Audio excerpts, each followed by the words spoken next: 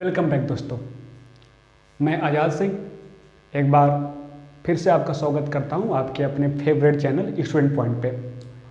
दोस्तों, पिछला वीडियो जो हमने बनाया था उस पर आपके काफ़ी कमेंट आए, देखकर काफ़ी अच्छा लगा। आगे जब हम बढ़ेंगे तो पिछले पार्ट में हमने आपको बताया था कि ब्रह्मांड की उत्पत्ति कैसे हुई, क्या क्या उसके सिद्धांत हैं। आज हम थोड़ा सा उससे आगे बढ़ेंगे और चर्चा करेंगे कि ब्रह्मांड में पाए जाने वाली गैलेक्सी, निबुला, ये सब क्या है, क्योंकि एग्जाम में कुछ न कुछ प्रश्न इस हिस्से से आते रहते हैं। तो चलिए हम सीधे अपने टॉपिक पे आते हैं और शुरू करते हैं।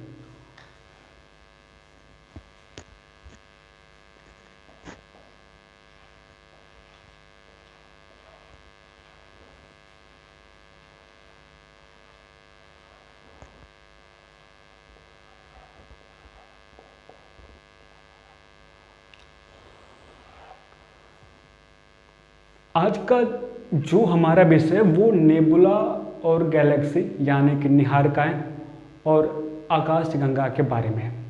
तो आप इनके बारे में अच्छे से ध्यान से समझिए। मैं आपको हर वो पॉइंट बताऊंगा जो कि स्पेशली आपके एग्जाम में पूछे जाते हैं।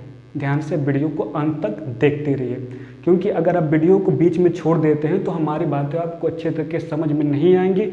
ऐसे बहुत सारे पॉइंट रहेंगे जो कि एग्ज़ाम के पॉइंट ऑफ व्यू से बहुत ही ज़्यादा इंपॉर्टेंट है, वो आपको छूट सकते हैं। तो आप वीडियो को जब भी देखिए आखिरी तक देखिए, और हाँ, लास्ट में अपना कमेंट हमें ज़रूर बताइए कि आपको आखिर ये वीडियो कैसे लगी। चलिए शुरू करते हैं। तो सबसे पहले हम शुरुआत करते हैं गैलेक्सी के बारे में। गैलेक्सी,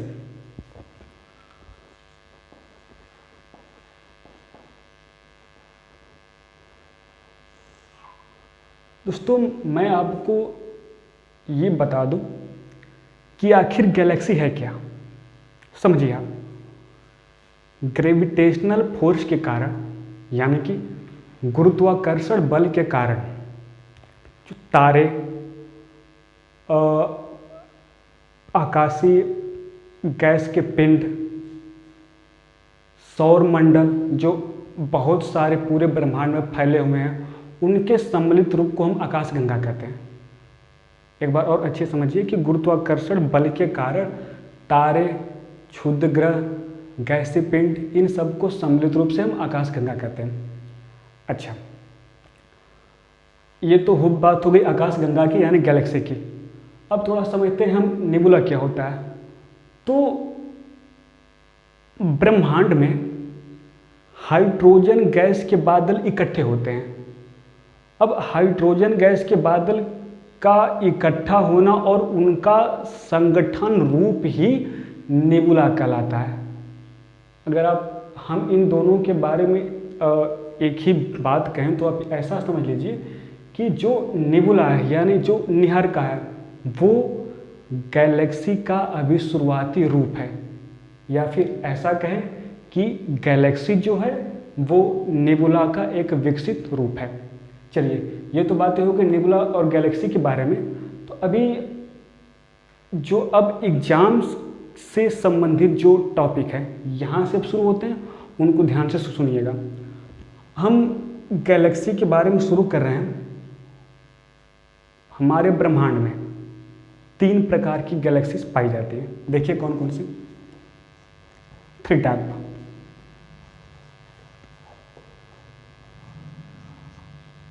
तो 3 टाइप की गैलेक्सीज पाई जाती हैं। कौन कौन सी देखिए।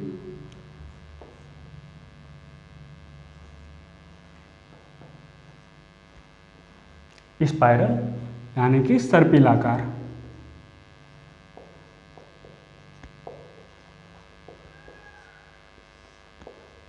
दूसरा इलिप्टिकल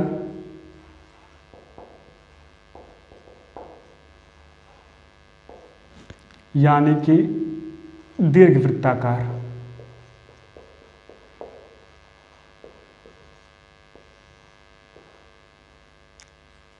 तीसरा इर्रेगुलर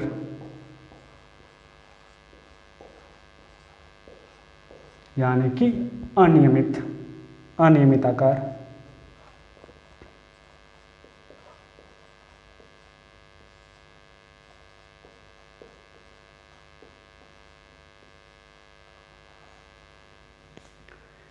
ये वो 3 टाइप की गैलेक्सियां हैं जो कि आपके ब्रह्मांड में पाई जाती हैं। एक बार और समझ लीजिए, जो पूरे ब्रह्मांड में स्पाइरल गैलेक्सी करीब 80% तक पाई जाती है।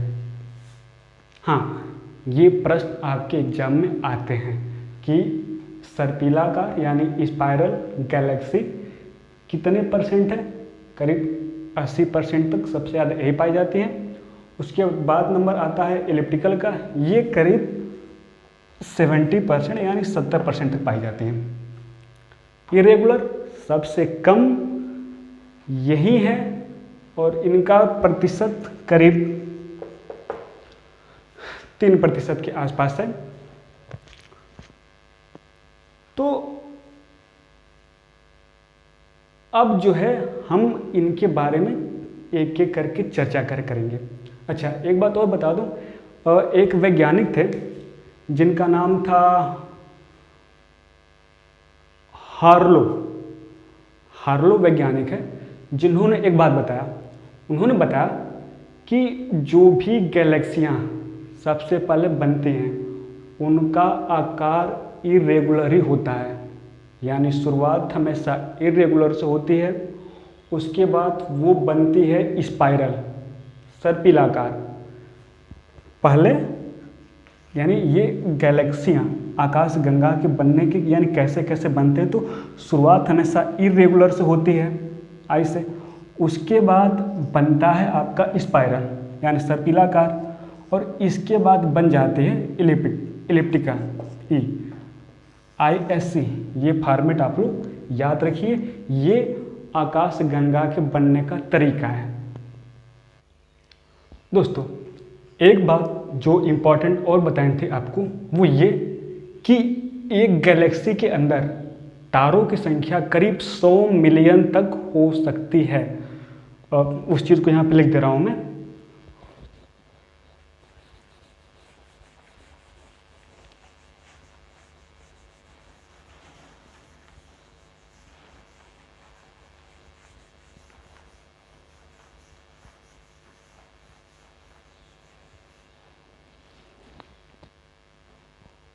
तो नंबर ऑफ स्टार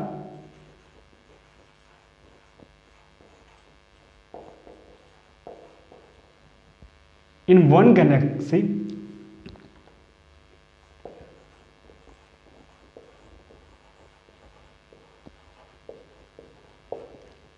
$100 मिलियन।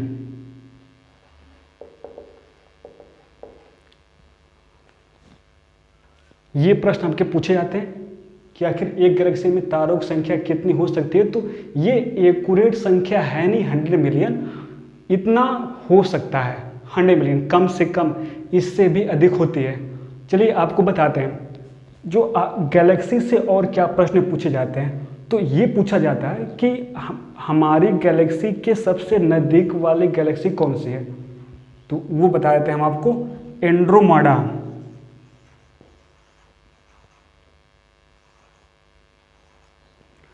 ये वो गैलेक्सी है जो कि हमारे गैलेक्सी के सबसे ज़्यादा करीब है, और ये करीब करीब हमारी गैलेक्सी से 22 लाख प्रकाश वर्ष दूर है।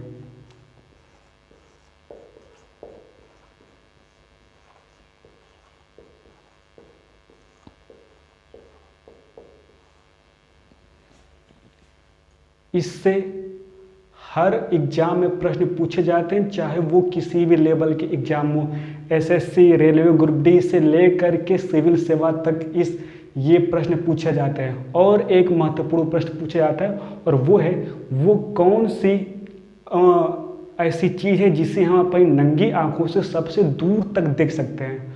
तो दोस्तों अब ध्यान से समझ लीजिए, एंड्रोमेडा गैलेक्सी ही वो गैलेक्सी है जिसे आप नंगी आंखों से यानी बिना दूरबीन के सहारे भी अगर आकाश स्वच्छ है तो आप देख सकते हैं, ये वो गैलेक्सी है। चलिए अब हम बात करते हैं उस गैलेक्सी के बारे में जिस गैलेक्सी में हम लोग रहते हैं। जाहिर सी बात है टॉपिक बहुत इंटरेस्टिंग है, आप इसे अच्छे से समझिए कि कहाँ हम लोग रहते हैं।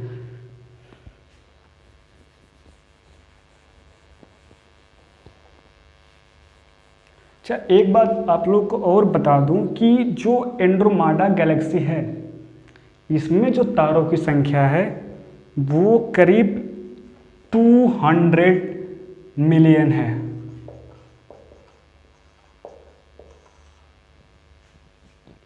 इसमें तारों की संख्या 200 मिलियन है दोस्तों। और ये जो हमारी गैलेक्सी है उसमें केवल 100 मिलियन तारे हैं। क्योंकि ये एंड्रोमेडा गैलेक्सी हमारी गैलेक्सी से काफ़ी बड़ी है, उसमें तारों की संख्या 200 मिलियन है। और इस गैलेक्सी का आकार भी स्पाइरल ही है, यानी सर्पिलाकार की आकार की ये एंड्रोमेडा गैलेक्सी है। ये 3 ही प्रश्न आपके एग्जाम में पूछे जाएंगे और प्रश्न पूछे नहीं जाते हैं।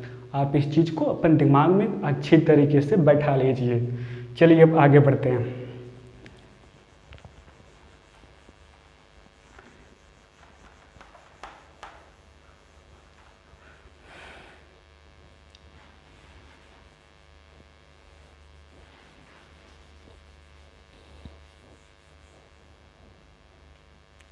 और अब पढ़ते हैं अपने गैलेक्सी, अपने आकाशगंगा के बारे में। आवर गैलेक्सी, मैं टॉपिक शुरू कर रहा हूं।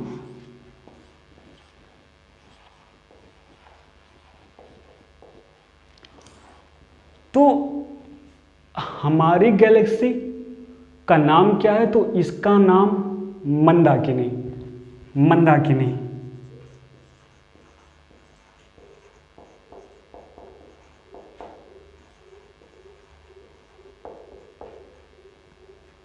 एग्जाम में आपसे नाम पूछे जाएंगे, इसका आकार पूछा जाएगा।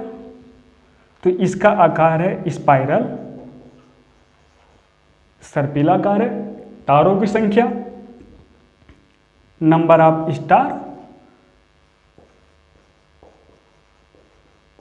100 मिलियन।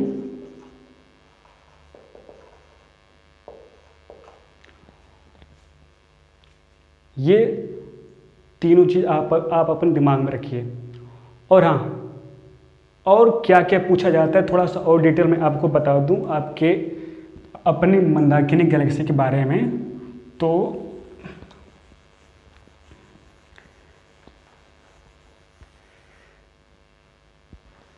अगर मैं एक स्पाइरल गैलेक्सी या वो गैलेक्सी जो मंदाकिनी के नाम से है अपनी गैलेक्सी, इसका अगर आपको आकार बनाओ तो कुछ ऐसे बनेगा।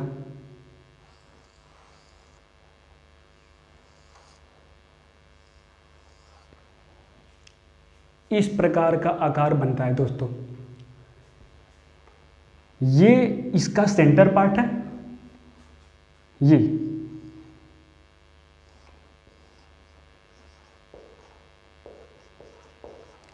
और इसके सेंटर को हम लोग बोलते हैं बल्ज।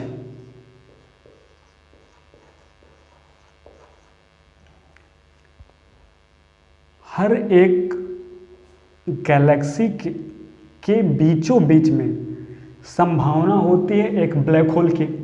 तो आप ये मान के चलिए कि हमारी गैलेक्सी के बीच में भी एक ब्लैक होल है।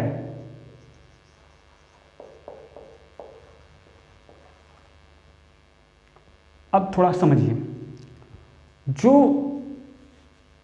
तारे बनते हैं सबसे ज़्यादा तारे इसके तीनों भुजाओं पे बनते हैं।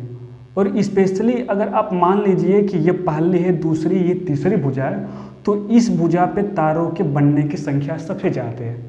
क्योंकि यहाँ पर इनकी डेंसिटी काफ़ी कम होती है, यहाँ पर भी कम होती है क्योंकि ये भुजाएं हैं। लेकिन बीच में, जैसा कि आपको अच्छी तरीके से पता है कि ब्लैक होल का गुरुत्वाकर्षण बहुत ही तगड़ा होता है।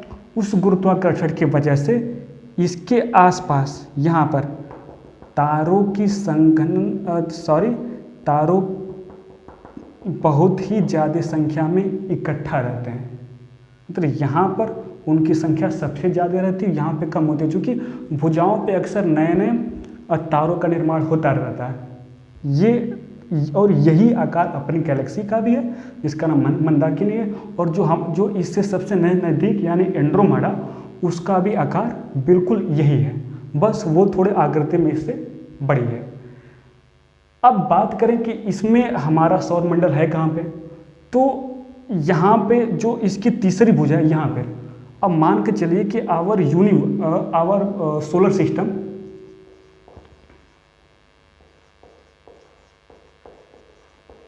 हमारा सोलर सिस्टम यहाँ पे है। अब चूंकि ये गैलेक्सी हमेशा घूमती रहती है तो जाहिर सी बात है कि ये भुजा घूम रही है, ये भुजा घूम रही है, ये वाली भी भुजा घूम रही है। घूमने की वजह से ये पूरी तरीके से चक्कर लगा रही है।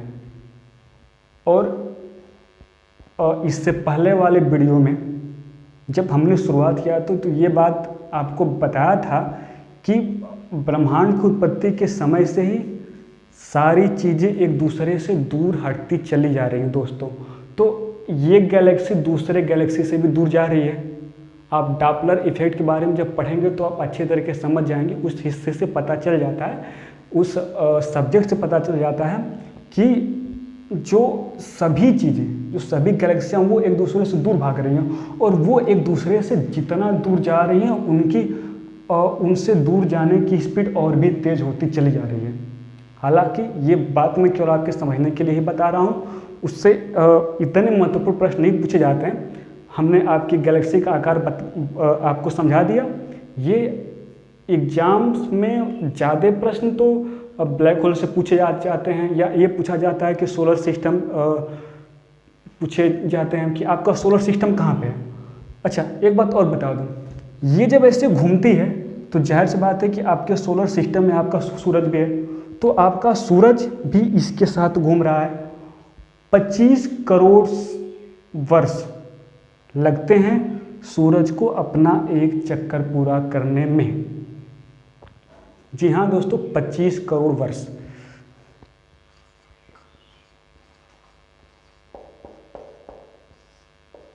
पच्चीस करोड़ वर्ष में सूरज जो है हमारे पूरे सौर मंडल सहित इस पूरी मंदाकिनी का एक चक्कर लगा लेता है। एग्जाम में ये प्रश्न भी पूछा जाता है। आपको जो भी मैं पॉइंट टू पॉइंट बता रहा हूँ आपके दिमाग में रखना है, उससे ज़्यादा आपको पढ़ाई नहीं करनी है। और इसको, इन सारी चीज़ों को आप अपने दिमाग में रखिए। प्रश्न बिल्कुल दोस्तों यहीं से ही आएंगे, भरोसा रखिए, पढ़ते रहिए दोस्तों। अब ये सारे टॉपिक हमारे गैलेक्सी और नेबुला से संबंधित है, इनको ख़त्म करते हैं। और भी कुछ ऐसे शब्द हैं जिनके बारे में एग्जाम पूछे जाते हैं, आप उन शब्दों को देखिए क्या है।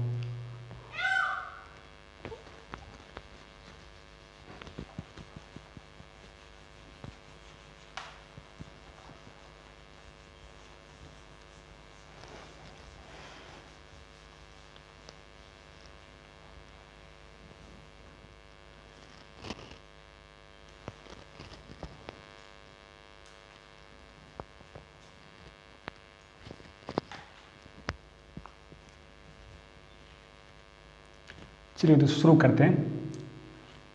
तारामंडल यानी कॉन्स्टेलेशन ऑफ स्टार।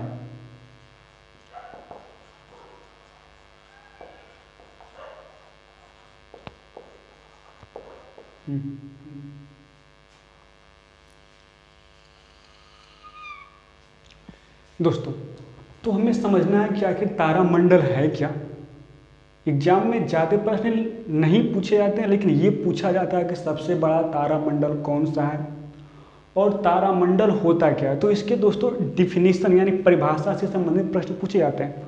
चलिए हम आपको बता देते हैं। हमारे ब्रह्मांड में कुछ तारे एक विशेष स्थिति में स्थिर हैं और उनकी स्थिति एक विशेष प्रकार की आकृति बनाती है, और उसी आकृति को हम लोग तारामंडल कहते हैं। यानी कि तारामंडल क्या है, तो तारों की एक स्थिर रूप में विशेष आकृति है। आप इसको अपने दिमाग में रखिएगा। अब देखिए प्रश्न पूछे कहाँ जाते हैं कि सबसे बड़ा तारामंडल कौन सा है।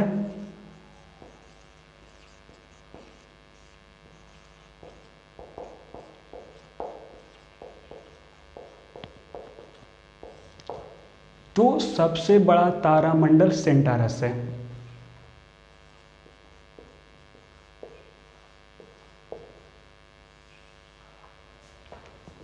सेंटारस सबसे बड़ा तारामंडल है।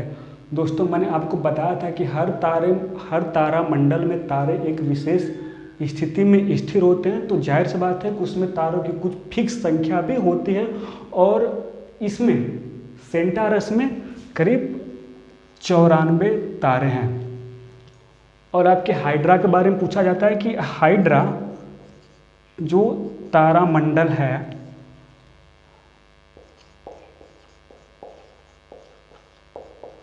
तो इसमें कुल कितने तारे हैं? तो दोस्तों हाइड्रा में कुल करीब करीब 68 यानी 68 तारे हैं। अच्छा, एक सवाल ये भी आता है कि हमारे गैलेक्सीज में कुल कितने तारामंडल हैं? तो हमारे गैलेक्सी में तारामंडलों की संख्या 89 है। कुल तारामंडल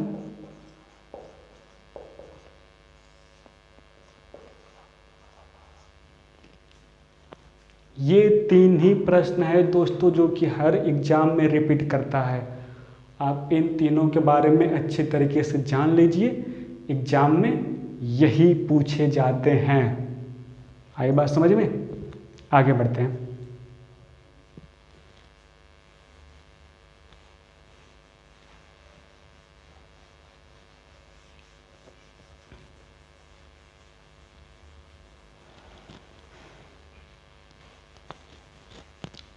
और अब बात करते हैं नक्षत्र के बारे में। नक्षत्र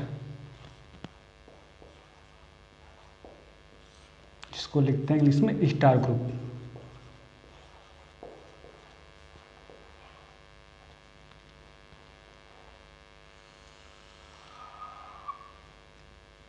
दोस्तों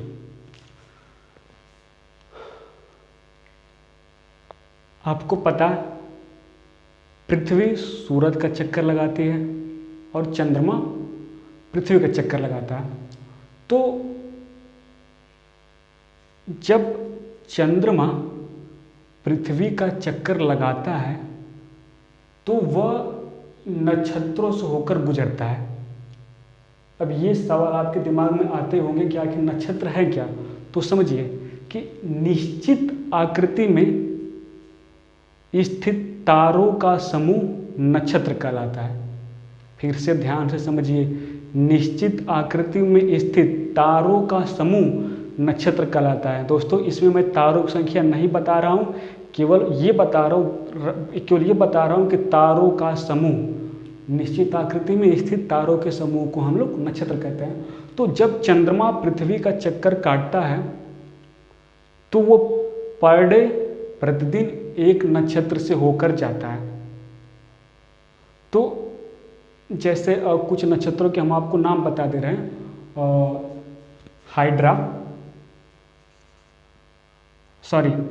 हाइड्रा नहीं, सिग्नस, हरकुलिस,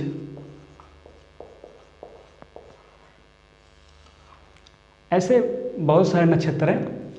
तो चूंकि कभी एग्जाम में इनके नाम नहीं पूछे जाते हैं तो इसलिए मैं आपको ये नहीं बता रहा हूँ कि इनके नाम क्या क्या हैं। इतना समझ लीजिए कि कुल संख्या नक्षत्रों की कुल संख्या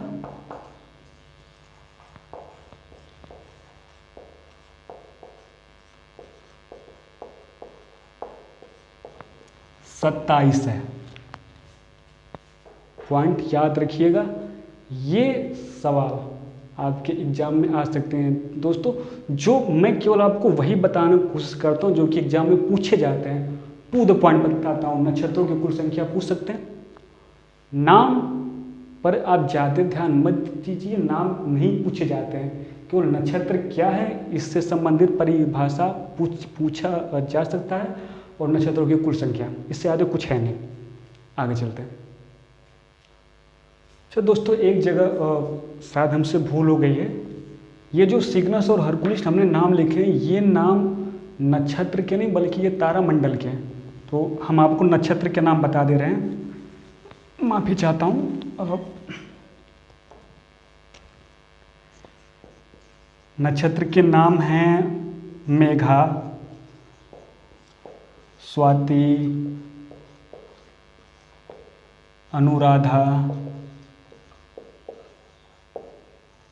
ये सारे नाम हैं जो कि नक्षत्रों के अंतर्गत आते हैं। तो कुल संख्या 27 है। आप इतना याद रखिए, नाम पर उतने ज़्यादा ध्यान मत दीजिए। ये सारी बातें रही स्टार ग्रुप के बारे में। अब देखते हैं आगे हम लोग राशि चक्र के बारे में।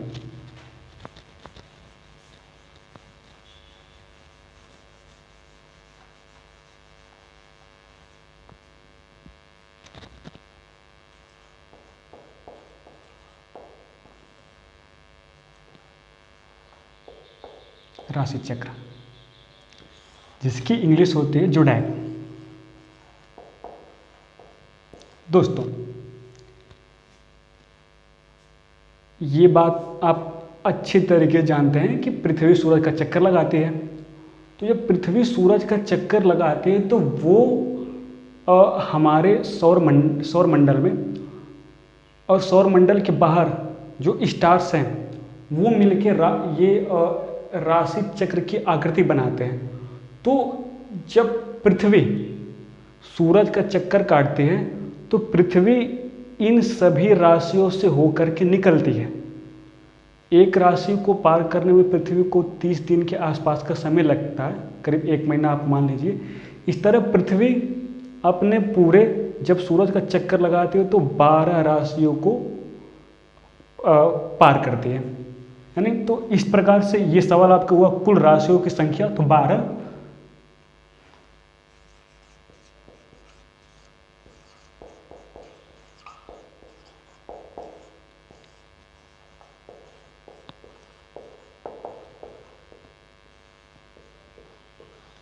नाम इतने महत्वपूर्ण नहीं है, फिर भी कुछ आपको नाम मैं बता दे रहा हूं। मेष, कर्क, तुला,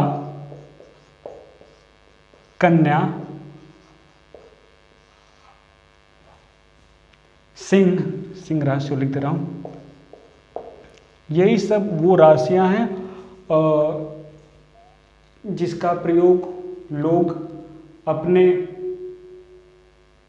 उनका जीवन कैसा रहेगा, उनका दिनचर्या कैसे रहेगी, उनका भविष्य कैसा रहेगा, इन सब के बारे में जानने के लिए इन्हीं राशियों का प्रयोग करते हैं। आपका जन्म होता है, कहीं न कहीं पृथ्वी उस समय उस राशि से होकर गुजर रही होती है, तब माना जाता है कि आपका जन्म इस राशि से हुआ है। समझ में आई आपको बात? ये तो बात हुई राशि चक्र की। अब धीरे धीरे हम आज अपने टॉपिक को ख़त्म करने की तरफ बढ़ रहे हैं। लास्ट में आपको मैं 2 चीज़ें बता दूं जो कि आजकल बहुत सारे एग्ज़ाम का जब हमने एनालिसिस किया तो देखा है कि ये 2 शब्द बहुत ज़्यादा पूछे जाते हैं। देखिए वो कौन से हैं।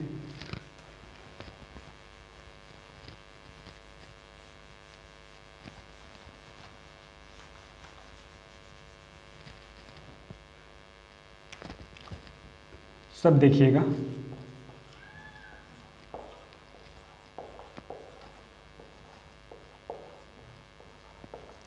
क्वासर एंड पुल्सर, ये शब्द अलग है, ये अलग है। इन दोनों शब्दों के बारे में आजकल परीक्षाओं में प्रश्न पूछे जा रहे हैं दोस्तों, तो थोड़ा सा इनके बारे में जान लेते हैं। ये क्या है? आजकल जो खोज हुई है उसके अनुसार ये कहा जा रहा है कि जो क्वासर्स हैं ये एक प्रकार से आकाश गंगा का ही भाग है, और ये माना जा रहा है कि जहाँ पर ब्लैक होल होता है, ब्लैक होल के अंदर क्वासर पाए जाते हैं। और ये क्या करते हैं? तो ये प्रकाश का उत्सर्जन करते रहते हैं। ये प्रकाश का उत्सर्जन करते रहते हैं। ये तो बात है क्वासर्स के बारे में। अब ये पल्सर के बारे में भी थोड़ा समझ लेते हैं कि ये ब्रह्मांड के छोटे ही पिंड हैं, लेकिन इनकी आकृति पृथ्वी से कुछ बड़ी है। छोटे पिंड है लेकिन आकृति की पृथ्वी से कुछ बड़ी है, और ये समय समय पर इलेक्ट्रोमैग्नेटिक वेव